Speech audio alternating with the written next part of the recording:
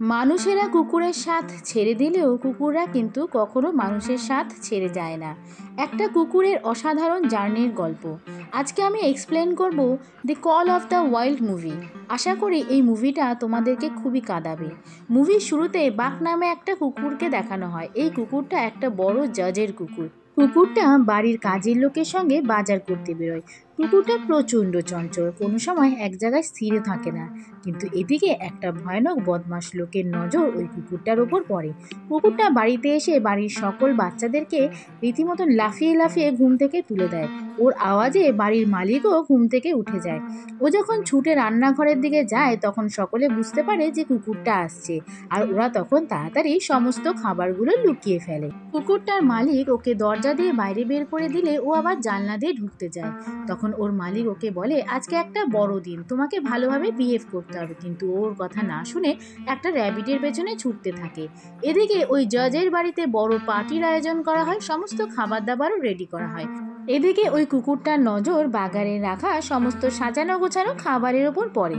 তখন অন্যদিকে জাজেরা ফটো তুলছিল। ঠিক তখনই ওই কুকুরটা একটা বড় ঠ্যাং মুখে করে নিয়ে ওদের সামনে এসে দাঁড়ায়। ও তা দেখে ওরা তো সকলে অবাকই হয়ে যায়। তখন বাগানে এসে জাজটা দেখে যে সমস্ত খাবার তো রীতিমতো লণ্ডভণ্ডই হয়ে গেছে। তখন জাজটা ওকে বলে যে তুমি যা করেছো তা ঠিক করনি, তোমাকে বুঝতে হবে কি করতে হবে আর কি করতে হবে না। তখন জাজটা ওকে বাইরে রেখে রুমের ভেতরে চলে যায়। এদিকে ওই বদমাশ লোকটা খাবারের লোভ দেখে ওকে একটা গাড়ির মধ্যে ঢুকতে বলে। ঠিক তখনই ও ওই গাড়িটার মধ্যে ঢুকলে ওরা সাথে সাথে বন্ধ করে দেয়, আর কুকুরটাকে নিয়ে সেখান থেকে দূরে পাচার করে দেওয়ার জন্য চলে যায়। এরপর ওই কাঠের খাঁচাটা কেউ খুলতে শুরু করলে কুকুরটা তখন ওই খাঁচা থেকে রীতিমতন ছিটকে বেরিয়ে আসে। কিন্তু একটা লোক হঠাৎই ওর গায়ে রীতিমতন কাঠ দিয়ে মেরে ছুঁড়ে ফেলে দেয়। তখন কুকুরটা ওই লোকটাকে ভয় পায়। লোকটা তখন লাঠি দেখে ওকে বলে বসতে। কুকুরটার ওর কথা মেনে নেওয়া ছাড়া আর কোনো উপায় থাকে না। তখন ওই লোকটা কুকুরটাকে দড়ি দিয়ে এক জায়গায় বেঁধে রাখে। কিন্তু কুকুরটাও তো দমবার পাত্র নয়। ও তখন দড়ি ছিঁড়ে সেখান থেকে বেরিয়ে যায়। কিন্তু বেরিয়ে দেখে যে ওকে একটা জাহাজের মধ্যে রাখা হয়েছে, আর ওকে কোনো বরফের জায়গায় ঠান্ডায় সেখানে পাচার করে দেওয়া হয়েছে। জাহাজ থেকে নেমে কুকুরটা তো সমস্ত কিছু দেখে রীতিমতন অবাকই হয়ে যায়।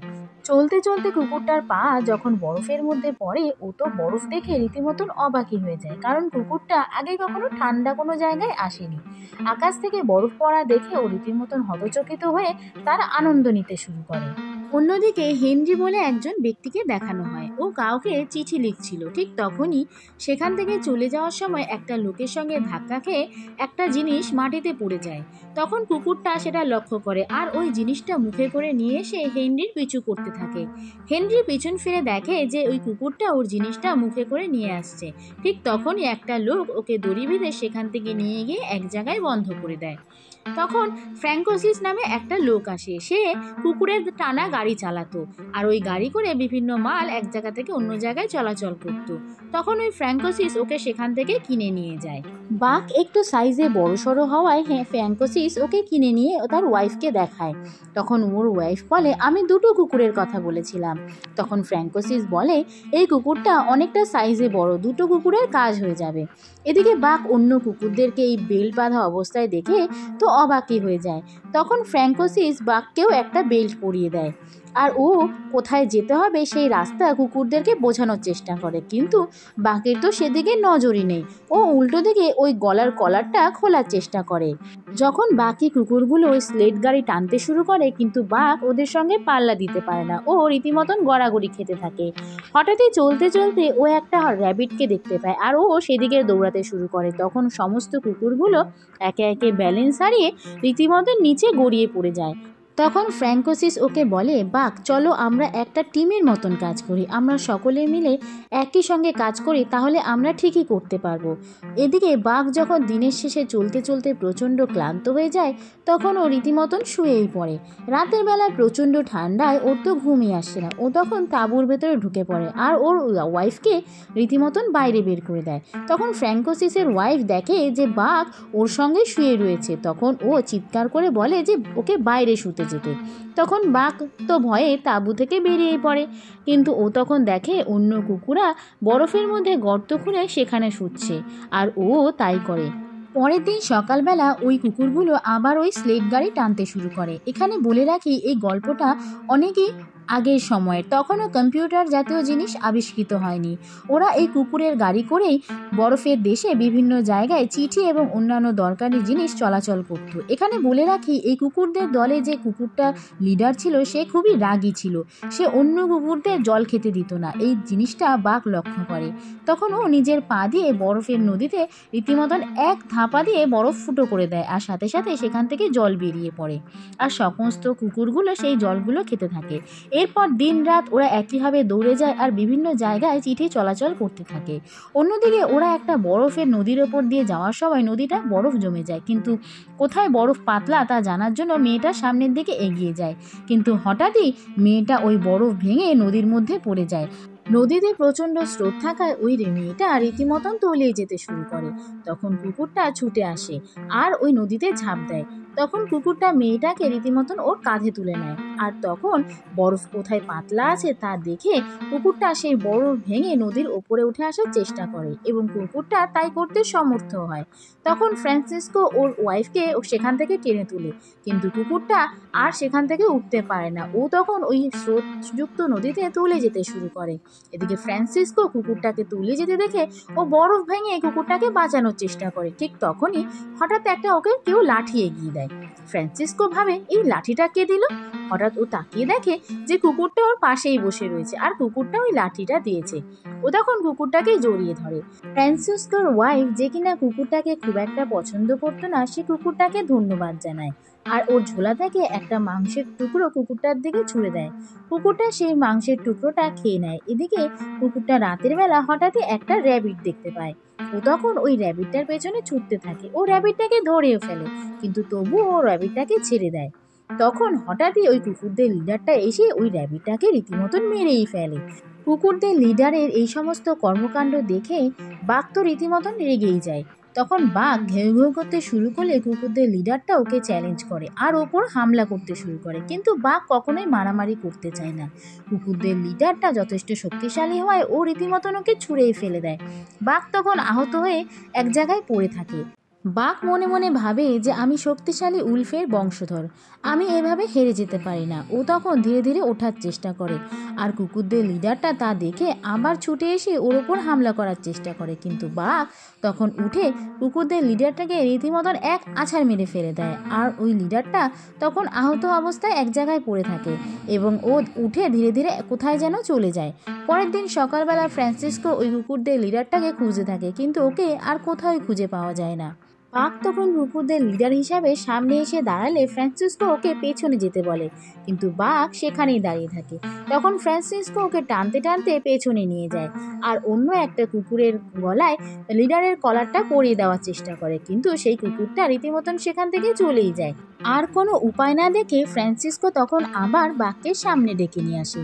বাঘ তখন প্রাউডলি ওই লিডারের কলারটা পরে নেয়, আর ও তখন দ্রুত দৌড়ানোর জন্য আর ওই স্লেট গাড়ি টানানোর জন্য রেডি হয়ে যায়।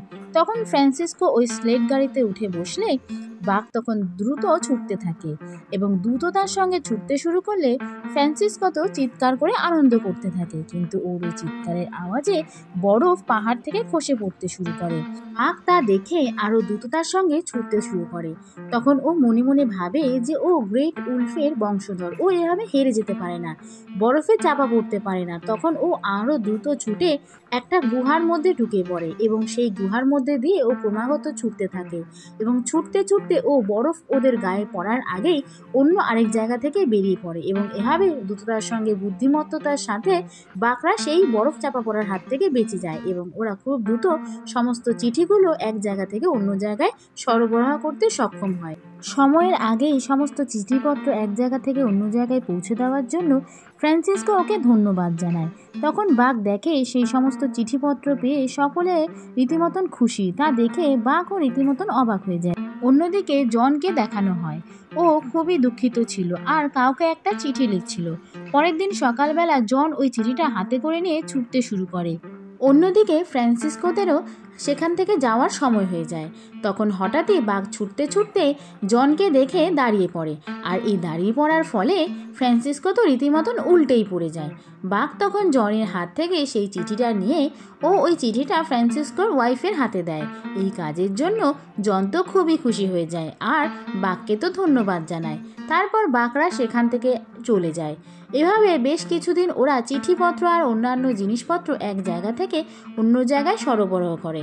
এদিকে একটা চিঠির মাধ্যমে ফ্রান্সিসকোদের জানানো হয় যে ডগগুলোকে বিক্রি করে দিতে আর ওদেরকে ফিরে আসতে, ওদেরকে আর চিঠিপত্র এক জায়গা থেকে অন্য জায়গায় চলাচল করতে হবে না। তখন ফ্রান্সিসকো এক প্রকার বাধ্য হয়ে ওই সমস্ত কুকুরগুলোকে এবং বাঘকে সহ বিক্রি করে দিতে বাধ্য হয়। কিন্তু ফ্রান্সিসকোর মন চাইছিল না, কিন্তু এক প্রকার বাধ্য হয়ে ওকে বাঘদেরকে বিদায় জানাতে হয়। এদিকে বাঘ আর বাকি কুকুরগুলো সেখানে থেকে যায়, কিন্তু কিছুদিন পরে সেখানে আরেকটা লোক আসে। সে স্লেড গাড়ি টানানোর জন্য বাঘ আর বাকি কুকুরদেরকে সেখান থেকে কিনে নিয়ে যায়। ও গাড়ির মধ্যে অনেক পরিমাণে মালপত্র বোঝাই করে এবং সেগুলো বাঘদেরকে টানানোর জন্য বলে, কিন্তু গাড়িতে প্রচুর পরিমাণে মালপত্র থাকায় বাঘরা তা টানতে পারে না। ওই বদমাশ লোকটা তখন বাঘদেরকে লাঠি দিয়ে মারতে গেলে ঠিক তখনই সেখানে জন চলে আসে, আর জন চলে এসে ওই লোকটাকে আটকে নেয়। জন তখন বলে, তোমরা এত ভারী মালপত্র বোঝাই করেছো, তার সঙ্গে আরো দুটো লোক রয়েছে, এত কিছু ওই কুকুরগুলোর পক্ষে টানা সম্ভব নয়। কিন্তু ওই লোকটা জনের কোনো কথাই শোনে না এবং কুকুরগুলোকে জোরজবরদস্তি সেখান থেকে নিয়ে চলে যায়। তখন বাঘরা ওই মালপত্র টানতে টানতে রীতিমতন ক্লান্ত হয়ে পড়ে। ওদের পক্ষে আর ওই মালপত্র টানা সম্ভব ছিল না। ওরা তখন স্লিপ খেয়ে আবার নিচে পড়ে যায়, কিন্তু ওই লোকটা মারতে শুরু করলে ও তখন আবার টানতে শুরু করে। এদিকে জন ক্রমাগত বাঘের কথা চিন্তা করে যাচ্ছিল। ও তখন বাঘকে বাঁচানোর জন্য ওর বাড়ি থেকে বেরিয়ে যায়। অন্যদিকে এত ভারী মালপত্র টানতে টানতে বাঘ তো রীতিমতন আহত হয়ে পড়েই যায়। তখন ওই বদমাশ লোকটা ওকে গুলি করতে চেষ্টা করলে ঠিক তখনই সেখানে জন চলে আসে আর বাঘকে বাঁচিয়ে নেয়। আহত বাঘের আর চলার ক্ষমতা থাকে না। তখন জন ওকে দেখার জন্য ছুটে যায়। ঠিক তখনই ওই বদমাশ লোকটা ওর বন্দুকটা কুড়িয়ে নিয়ে এসে ওদের দিকে তাক করে। বাঘের আর চলার ক্ষমতা না থাকার জন্য ওই বদমাশ লোকটা বাঘকে সেখানেই ফেলে বাকি কুকুরদেরকে এক প্রকার জোরজবরদস্তি করে সেখান থেকে নিয়ে চলে যায়। অন্যদিকে জন বাঘকে ওর বাড়িতে নিয়ে আসে এবং ওর পরিচর্যার জন্য বাঘ ধীরে ধীরে সুস্থ হতে শুরু করে। একদিন রাতে জন দরজার বাইরে বসে থাকলে ওই বাঘও ওর কাছে এসে বসে। তখন জন ওকে বলে, তুমি দুদিন ধরে ঘুমাচ্ছিলে আমার বিছানায় আর আমি তোমার পরিচর্যা করেছি। আমি এখন এক জায়গায় যাচ্ছি, তোমার থাকার ইচ্ছা হলে তুমি থাকতে পারো কিংবা চলেও যেতে পারো। তখন জন সেখান থেকে একটা বাড়ি এসে বসে আর বাঘও ওর পেছনে পেছনে সেখানে চলে আসে। কিন্তু হঠাৎ ওই বাড়ি ওই বদমাশ লোকটা এসে ওই জনকে মারতে শুরু করে। তখন বলে যে তোমার জন্য আমার সমস্ত মালপত্র নষ্ট হয়ে গেছে। আর তা দেখে বাঘ সাথে সাথে ওই বদমাশ লোকটার উপর হামলা করে। এদিকে ক্লাবের বাকি লোকেরা বদমাশ লোকটার থেকে বন্দুক পাওয়ায় ওকে তো রীতিমতন ছুঁড়েই বাইরে ফেলে দেয়। তখন বাঘ আর জন আবার বাড়িতে ফিরে আসে। জন ড্রিঙ্ক করতে শুরু করলে বাঘ ওর ড্রিঙ্কটা রীতিমতন ছুঁড়ে ফেলে দেয়। তখন ও ওই বোতলটা নিয়ে বাইরে চলে যায়। তখন বাঘ কী করে, ওই বোতলটা বরফের মধ্যে চাপা দিয়ে তার উপর বসে পড়ে। জন তখন ওর থেকে বোতলটা নেওয়ার চেষ্টা করে, কিন্তু ও এত মোটাসোটা ভারী হওয়ায় তা পারে না। তখন জন বাঘকে বলে, তুমি আমাকে ড্রিঙ্কটা দাও, আজকে আমার এই ড্রিঙ্কটার দরকার। তখন জন বাঘকে বলে, তুমি জানো আজকে আমার ছেলের জন্মদিন। আমার ছেলে যখন মারা যায় তখন আমার ওয়াইফ আর আমার সঙ্গে থাকতেই চায় না, আমিও আর কারোর সঙ্গে থাকতে চাই না, তাই আমি এই নির্জন পাহাড়ে এসে বসবাস করছি। পরের দিন সকালবেলা জন বাঘকে ইউকন নামে জায়গার একটা ম্যাপ দেখায়। ও বলে, আমার ছেলে সবসময় এই ম্যাপটাকে দেখতো। ও বলতো এই ম্যাপের মধ্যেই পাহাড়ে কোথাও সোনা পাওয়া যায়। ও বলতে, বাবা আমরা যদি এই ম্যাপের বাইরে যাই, অর্থাৎ এই ম্যাপের যে জায়গা দেওয়া আছে তার বাইরে কোথাও খোঁজার চেষ্টা করি, তাহলে নিশ্চয়ই আমরা এই গোল্ড পাবো। ও বলতো, আমার এই অ্যাডভেঞ্চারে যাওয়ার খুব ইচ্ছা, কিন্তু ওর সেই সুযোগ হয়নি। জন তখন বাঘকে বলে, আমাদের কাছে সুযোগ রয়েছে, চলো আমরা এই অ্যাডভেঞ্চারে বের হই। তখন ওরা একটা ছোট নৌকা নিয়ে নদীর উপর দিয়ে চালাতে শুরু করে এবং চতুর্দিকের মনোরম দৃশ্য দেখে ওরা তো খুবই আনন্দিত হয়। পরে রাতে স্টে করার জন্য ওরা একটা জায়গায় দাঁড়ায়। জন তাঁবুর মধ্যে শুতে গেলে বাঘ তখন বাইরেই শুয়ে পড়ে। তখন জন ওকে জিজ্ঞাসা করে, তুমি কি তাঁবুর মধ্যে আসবে না? এই কথা শুনে বাঘ তাঁবুর মধ্যে শুতে চলে যায়। আর এভাবে 2-3 দিন নৌকা চালিয়ে ওদের নৌকার মধ্যেই কেটে যায়। নৌকা চালাতে চালাতে হঠাৎই জনদের নৌকাটা একটা জলপ্রপাতের মধ্যে এসে পড়ে। তখন জন নৌকা চালিয়ে ব্যালেন্স করে সেখান থেকে চলে যাওয়ার চেষ্টা করে, কিন্তু পাথরে ঘষা লাগার ফলে জনদের নৌকাটা তো রীতিমতন ফুটোই হয়ে যায়। অন্যদিকে ওই বদমাশ লোকটা জনদের বাড়িতে আসে। এসে ও বন্দুক নিয়ে জনকে মারার চেষ্টা করে, কিন্তু জন তো সেখানে ছিলই না। তখন ওর নজর ওই ম্যাপটার ওপর পড়ে। ও তখন অন্য একটা ম্যাপ বার করে কোথায় ওই জায়গাটা তা জেনে যায়। অন্যদিকে জনদেরকে দেখানো হয় ওরা একভাবে চলতে চলতে রীতিমতন ক্লান্ত। তখন জঙ্গলের মধ্যে ওরা একটা ছোট কুঁড়েঘর খুঁজে পায়। জন তখন ওই কুঁড়েঘরের ভেতরে ঢুকলে দেখে যে কুঁড়েঘরের তো বেহাল অবস্থা, কিন্তু দৈনন্দিন জীবন চালানোর মতন কিছু কিছু জিনিস সেখানে রয়েছে। জন তখন হঠাৎই একটা মদের বোতল খুঁজে পায়, আর বাঘ সেটা দেখতে পেলে জন তখন বলে, আমি এটা খাচ্ছি না। এই কথা বলে ও ওপরে তুলে রাখে। জন তখন সেই বাড়িটাকে মানুষের থাকার যোগ্য করে তোলে, আর ও নদীতে স্নান করতে যায়। নদীতে স্নান করতে করতে ও হঠাৎই দেখে নিচে কিছু চকচক করছে। জন তখন সেটা হাতে করে তুলে দেখে যে ওটা একটা ছোট্ট সোনার টুকরো। জন তখন ওই ঘর থেকে বড় গামলাটা বার করে ছেঁকে ছেঁকে সোনা বের করতে শুরু করে।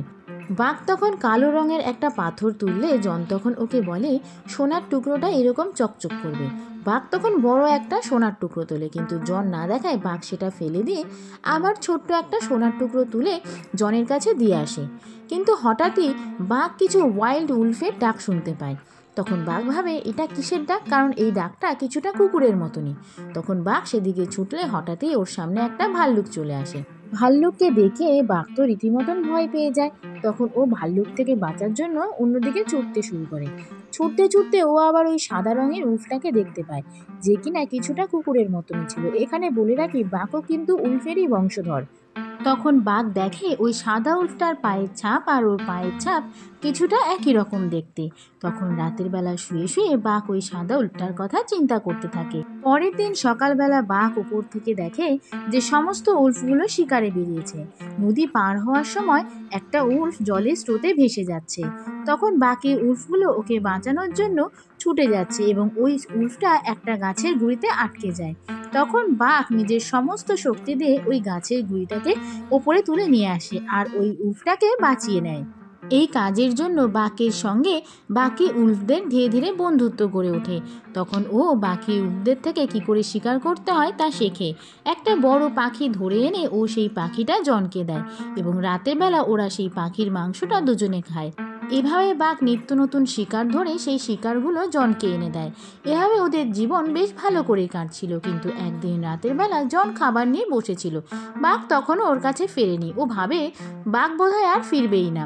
এদিকে অনেক রাতে বাঘ যখন ফিরে আসে তখন দেখে জন সেই বোতলটা নিয়ে বসে আছে। তখন বাঘকে দেখে জন ওর মদের বোতলের থেকে সমস্ত মদ মাটির মধ্যে ফেলে দেয়, আর ও তখন বলে যে ও আর মদ খাবে না। এরপর জন বাঘকে জড়িয়ে ধরে খোলা আকাশের নিচে কিছুক্ষণ বসে থাকে। পরের দিন সকালবেলা জন একটা কাজ করছিল। তখন বাঘ ওর টুপিটা নিয়ে আসে। জন বলে যে টুপিটা রেখে দিতে, কিন্তু বাঘ সেই টুপিটা মুখে করে নিয়ে বসে থাকে। তখন হঠাৎই ওরা দেখে ওদের সামনে সেই সাদা উল্ফটা আসে। তখন বাঘ জনের থেকে পারমিশন চায় যে ও ওই সাদা উল্ফটার কাছে যাবে কিনা। জন তখন ওকে পারমিশন দিয়ে দেয়। বাঘ তখন ওই সাদা উল্ফটার সাথে সেখান থেকে ছুটে চলে যায়।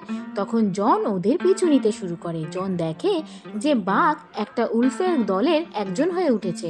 তখন জন ডিসিশন নেয়, না এবার অনেক হয়েছে, এবার আমাকে আমার জায়গায় ফিরে যেতে হবে, অর্থাৎ ওর বাড়িতে ফিরে যেতে হবে। জন তখন সমস্ত ব্যাগপত্র ও গুছিয়ে নেয় আর সোনার টুকরোগুলো ও আবার নদীতে ছুঁড়ে ফেলে দেয়। ঠিক তখনই সেখানে বাঘ চলে আসে। জন তখন বাঘকে বলে, এইবার আমার ফিরে যাওয়ার সময় হয়েছে, কিন্তু তুমি এখানেই থেকে যাও, এই উল্ফের দলের সঙ্গে তুমি এখানে ভালো থাকবে।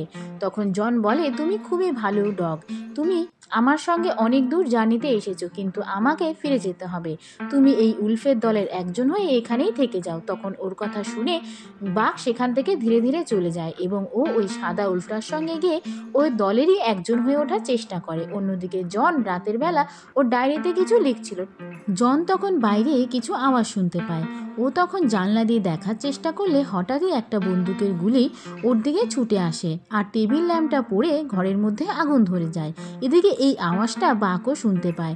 জন তখন দেখে ওর দিকে ক্রমাগত গুলি ছুড়ে আসছে আর হঠাৎই ওই বদমাশ লোকটা ওর সামনে চলে আসে আর বন্দুক নিয়ে টানাটানি করতে গেলে একটা বন্দুকের গুলি জনের পেটে লেগে যায়। তখন ওই বদমাশ লোকটা ওর দিকে বন্দুক দিয়ে তাক করলে জন ওকে সোনার টুকরোগুলো দেখায় এবং ওকে ছেড়ে দিতে বলে, কিন্তু বদমাশ লোকটা ওকে ছেড়ে দেয় না, উল্টে ওকে মারার চেষ্টা করলে ঠিক তখনই সেখানে বাঘ চলে আসে আর বাঘ ওই বদমাশ লোকটার উপর হামলা করে। তখন ওই বদমাশ লোকটা একটা লাঠি দিয়ে ওকে মারার চেষ্টা করলে বাঘ তখন ওই লাঠিটা কামড়ে ধরে। বাঘ তখন ওই বদমাশ লোকটাকে ঠেলতে ঠেলতে ওই আগুন লেগে যাওয়া ঘরের মধ্যে ছুঁড়ে ফেলে দেয় আর ওই বদমাশ লোকটা আগুনে জ্বলে পুড়ে সেখানেই শেষ হয়ে যায়। তখন বাঘ দেখে জনের পেটে গুলি লেগেছে এবং আহত অবস্থায় ও এক জায়গায় পড়ে আছে। তখন জন বাঘকে বলে, আমার এবার যাওয়ার সময় হয়ে এসেছে। জন তখন বাঘকে ওর ডায়েরি, যেখানে কিনা ওর ছেলের ছবি ছিল, সেটা এনে দিতে বলে। বাঘও সেই মতন ওর ডায়েরিটা এনে দেয়। বাঘ তখন জনকে ওর কাঁধে বসে একটু সোজা করে বসানোর চেষ্টা করে।